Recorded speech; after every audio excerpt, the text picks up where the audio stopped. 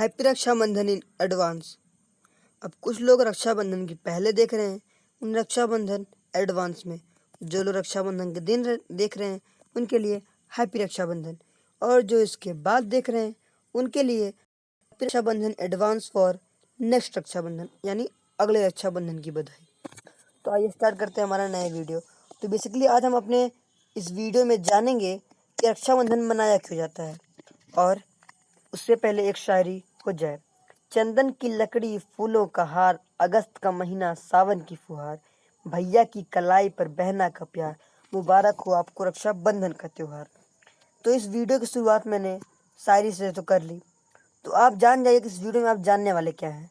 पहला तो आप ये जानेंगे कि रक्षाबंधन मनाया क्यों जाता है, दूसरा ये कि रक्षाबंधन से कैसे संतोषी माँ का जन्म हुआ, और तीसरा ये कि रक्षाबंधन का इतिहास क्या है और उससे जुड़ी कुछ रोचक कथाएं और इसका इतिहास, जिसके वजह से बहुत इतिहास बदले जा चुके हैं। और हिंदी मैथोलॉजी में रक्षाबंधन की बहुत ज़्यादा महत्वता है। तो आइए स्टार्ट करते हैं अपना वीडियो एक और शायरी के साथ। सावन की रिमझिम फुहार है वाह वाह, सावन की रिमझिम फुहार है वाह वाह, रक्षाबंधन का त्योहार है वाह वाह, भाई बहन की मीठी तकरार है, ऐसा यह प्यार और खुशियों का त्योहार है वाह वाह वाह। अच्छा नहीं लगा ना? कोई बात नहीं, वीडियो आगे देखो, बहुत मजा आने वाला है। ओ तो राखी का त्योहार क्यों मनाया जाता है, जैसा कि मैं बता चुका हूँ, आप थंबनेल में देख चुके होंगे कि राखी का बंधन क्यों मनाया जाता है। आज आप वही इस वीडियो में जानेंगे। और यह किस कारण श्रवण मास की पूर्णिमा को ही मनाया जाता है। यह आपने कभी सोचा कि ये अगस्त के महीने में पड़ता है, और श्रवण मास यानी सावन के महीने का जो पूर्णिमा होती है, जिस दिन पूरा चाँद निकलता है, उसी दिन क्यों मनाया जाता है? तो आज वो भी इसी वीडियो में जानेंगे। तो आइए स्टार्ट करते हैं। तो कहानी शुरू होती है इंद्रदेव की कहानी से। तो भविष्य पुराण में यह लिखा हुआ है, क्योंकि जो सब आपको फैक्ट्स में बताऊंगा, स्टोरी बताऊंगा, सब हिंदी मैथोलॉजी पे बेस्ड है, और हिंदी मैथोलॉजी में जो सब लिखे गई है मैं वही आपको बताने वाला हूँ। तो स्टार्ट करते हैं। भविष्य पुराण में यह लिखा हुआ है कि जब असुरों के राजा, यानी जो असुरों के राजा थे बलि, ने देवताओं के ऊपर आक्रमण किया, तब देवताओं के राजा इंद्र, इसको देवेंद्र भी कहते हैं, तो काफ़ी क्षति उनको पहुंची, मतलब बहुत नुकसान हुआ उनका। तो इस अवस्था को देखकर जो उनकी पत्नी थी यानी शची, उनसे रहा नहीं गया, तो वो विष्णु जी के पास गई। ठीक है, उनसे क्या कहती हैं, उसका समाधान मांगने आती हैं। तो विष्णु जी उन्हें एक धागा देते हैं, एक सादा धागा, और शची को कहते हैं कि आप जाइए, इस धागे को अपने पति की कलाई पर बांध दीजिए और तब उन्हें युद्ध के लिए भेजिए। उन्होंने ऐसा किया, और तब देवराज इंद्र के हाथों राजा बलि की पराजय हुई। इसीलिए पुराने समय में युद्ध में जाने से पूर्व राजा और उनके सैनिकों में को उनकी पत्नी या बहनें राखी बांधा करती थी, जिससे वो सकुशल घर जीत कर लौट सके। तो अब जानने वाली बात महत्वपूर्ण ये कि जिस दिन ये घटना हुई, इस दिन उन्होंने अपने पति के हाथ में धागा बांधा, उस दिन श्रवण मास की पूर्णिमा ही थी। अब इतने से कहानी खत्म नहीं होती है। ये देखिए राजा इंद्र हैं, उनका घोड़ा, उनका हाथी ऐरावत, और उनकी पत्नी शची। ये देखिए, अब ये कहानी इतनी ही नहीं है, इसके आगे भी कहानी है, जो जिन दो कहानियों को जोड़कर ये असल कहानी बनी है। तो अगली कहानी है माता लक्ष्मी जी की। तो माता लक्ष्मी और राजा बलि, ठीक है। तो असुर सम्राट बलि, वही बलि जो वो बहुत बड़े विष्णु के भक्त भी थे, वही बलि जिसको राजा इंद्र ने परास्त किया था।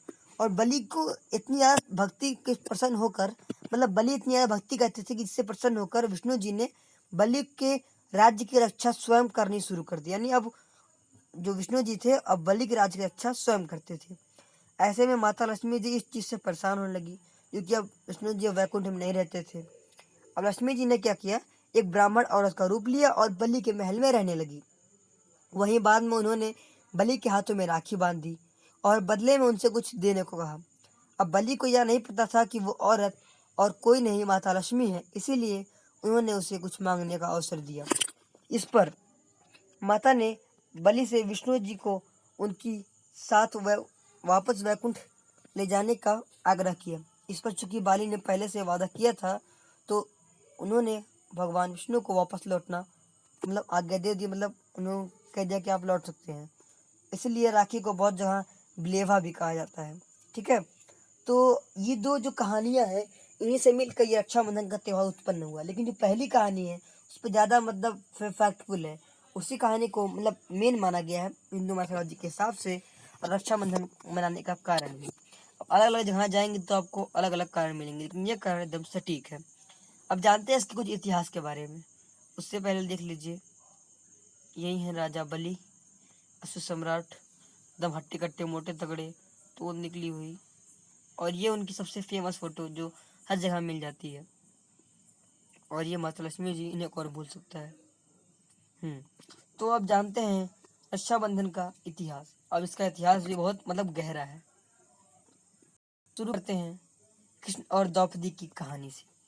तो अब हुआ क्या, जो ये महाभारत में भी श्री कृष्ण और द्रौपदी मतलब रक्षाबंधन का रोल महाभारत में भी बहुत अहम है। तो लोगों की रक्षा करने के लिए जो लॉर्ड कृष्णा थे, उन्होंने दुष्ट शिशुपाल, उसमें शिशुपाल एक राजा था, उसको मारना पड़ा। अब इस युद्ध के दौरान जब युद्ध होता है तो उन्हें क्षति पहुंची, थोड़ा कृष्ण जी को अंगूठी में गहरी चोट लगी, मतलब उनके अंगूठे में बहुत गहरी चोट आई।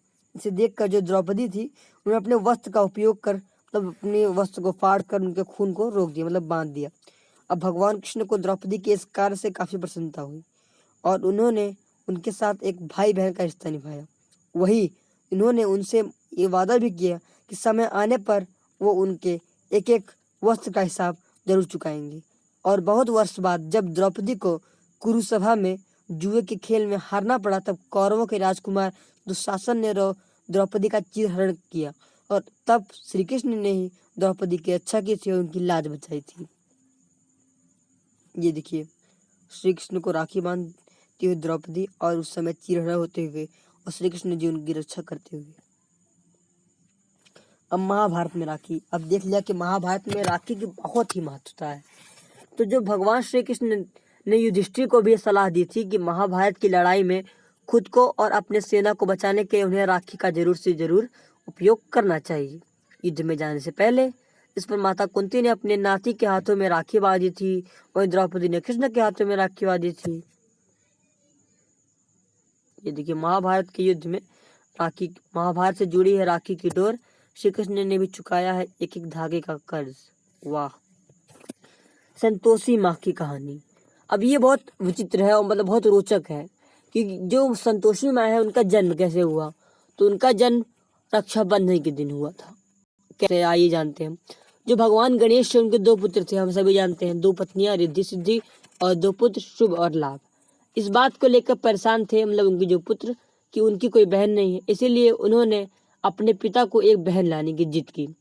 इस पर नारद जी के हस्तक्षेप करने पर बाध्य होकर भगवान गणेश जी को संतोषी माता को उत्पन्न करना पड़ा अपने शक्ति का उपयोग करके। वही ये मौका रक्षाबंधन का ही था और जब दोनों भाइयों को उनकी बहन प्राप्त हुई और तब से संतोषी माँ की उत्पत्ति हुई। ये देखिए हमारी संतोषी माँ, इन पे बहुत सारी फिल्में बन चुकी हैं, बहुत सारी कहानियां हैं। अब बात करते हैं यमराज की। अब उनका भी इस रक्षाबंधन में बहुत रोल है। बताइए, यम और यमुना की कहानी। वाह। अब एक लोक कथा के अनुसार, एक लोक कथा है, अब ये सच है या गलत है इसका कोई पुष्टिकरण नहीं हो पाया है, लेकिन एक लोक कथा है जो बहुत प्रचलित है कि इसके अनुसार जब मृत्यु के देवता जो है यम, तो करीब 12 वर्ष यानी 12 साल तक अपनी बहन यमुना के पास नहीं गए। इस पर यमुना जी बहुत दुखी हुई। बाद में गंगा मैया, मतलब जो यमुना के मतलब पास ही है, नदी है गंगा और यमुना, तो गंगा मैया परामर्श पर तो यम जी ने अपनी बहन के पास जाने का निश्चय किया। अपने भाई के आने से यमुना को काफी खुशी प्राप्त हुई और उन्होंने यम भाई को काफी मतलब ख्याल रखा। इस पर यम काफी प्रसन्न हो गए और कहा कि यमुना तुम्हें क्या चाहिए। इस पर उन्होंने कहा कि मुझे आपसे बार बार मिलना है। इस पर यम ने उनकी इच्छा पूर्ण भी कर दी और इस तरह से यमुना अमर हो गई। ये देखिए, ये काफी मैथोलॉजिकल सीन है, मतलब बहुत लोक कथा के अनुसार दिखाया गया है यमराज जी और माता यमुना जी। अब बात करते हैं ज्यादा पीछे नहीं, थोड़ा 300 BC की बात, ज्यादा पुरानी नहीं। अभी जो राखी का त्योहार है, सबसे पुरानी कहानी सन 300 BC में हुई थी, मतलब जल्दी में। लेकिन अब जिसके पहले सब कहानियां थी सब मैथोलॉजिकल बेस्ड थी, इसका मतलब कोई प्रमाण अभी हमारे पास है नहीं। लेकिन जो अभी इस समय इसका प्रमाण हमारे पास है 300 BC में हुई थी, तो वो कहानी है अलेक्जेंडर की। तो अलेक्जेंडर ने भारत में जीतने के लिए अपने पूरी सेना के साथ यहाँ पे आया था। तो उस समय भारत में सम्राट पुरु, मतलब उसको पुरुष भी कहते थे, उसका काफ़ी बोलबाला था। अब जहाँ अलेक्जेंडर ने कभी किसी से हारा नहीं था अलेक्जेंडर, तो उन्होंने सम्राट पुरु की सेना से लड़ने में काफ़ी दिक्कत हुई। अब जब अलेक्जेंडर की पत्नी को रक्षाबंधन के बारे में पता चला, मतलब जो उनकी पत्नी जो कि क्रिश्चियन थी, उन्हें पता चला कि यहाँ पे रक्षाबंधन का त्यौहार होता है, तो उन्होंने सम्राट पुरु के लिए एक राखी भेजी थी, इससे अलेक्जेंडर को जान से ना मार दे। मतलब अपने पति की रक्षा करने के लिए उन्होंने पुरु को राखी बांधी थी। वही पुरु ने भी अपनी बहन का कहना माना और अलेक्जेंडर पर हमला नहीं किया। यानी ये जो कहानी है ये ज़्यादा पुरानी नहीं है, 300 BC की है। इसका प्रमाण भी हमारे पास अभी मौजूद है। तो देखिए किस तरह एक राखी के बंधन ने अलेक्जेंडर को बचा लिया। ये देखिए अलेक्जेंडर और राजा पोरस। अलेक्जेंडर वो थे, पोरस। अब बात करते हैं और पहले की, ज़्यादा पुरानी नहीं, हुमायूं मुगल राज की। तो उसमें भी काफ़ी एक चर्चित कहानी है, रानी कर्णावती और सम्राट हुमायूं की कहानी। अब कुछ लोगों को उसके बारे में पता होगा, और जिसको नहीं पता है वो जान ले कि रानी कर्णावती और सम्राट हुमायूं की कहानी कुछ अलग ही महत्व है। ये उस समय की बात है जब राजपूतों को मुसलमान राजाओं से युद्ध करना पड़ रहा था। अपने राज्य को बचाने के लिए राखी उस समय प्रचलित थी, इसमें भाई अपने बहन की रक्षा करता था। और उस समय चित्तौड़ की रानी कर्णावती हुआ करती थी, एक विधवा रानी थी। और ऐसे में गुजरात के सुल्तान बहादुर शाह ने उन पर हमला कर दिया। ऐसे में रानी अपने राज्य को बचाने में असमर्थ होने लगी, तो इस पर उन्होंने एक राखी सम्राट हुमायूं की भेजी और उनकी रक्षा करने के लिए हुमायूं ने भी अपनी बहन की रक्षा हेतु एक सेना की टुकड़ी चित्तौड़ भेज दी। इसके बाद बहादुर शाह की सेना को पीछे हटना पड़ा। यानी सम्राट हुमायूं ने भी रक्षाबंधन का काफी फर्ज उठाया। तो इससे हम ये जान सकते हैं कि रक्षाबंधन केवल हिंदुओं का त्यौहार नहीं, बल्कि एक सबका त्यौहार है, सब धर्मों के लिए समान है और एक भाई बहन का ही त्यौहार है। इससे हमें जात पात से नहीं जुड़ना चाहिए। ये देखिए रानी करुणावती और सम्राट हुमायूं। जाते जाते एक शायरी हो जाए अंत में कि कच्चे धागे से बनी है डोर है राखी, कच्चे धागे से बनी डोर है राखी, प्यार और मीठी शरारतों की होड़ है राखी, भाई की लंबी उम्र की दुआ है राखी, बहन के प्यार की दुआ है राखी। वाह। इसी के साथ अपने वीडियो को समाप्त करते हुए और जाते जाते आपको मैं बोल देता हूँ कि वीडियो को लाइक कीजिए, कमेंट कीजिए, सब्सक्राइब कीजिए और हमारे चैनल को शेयर कीजिए। Thanks for watching. थैंक्स।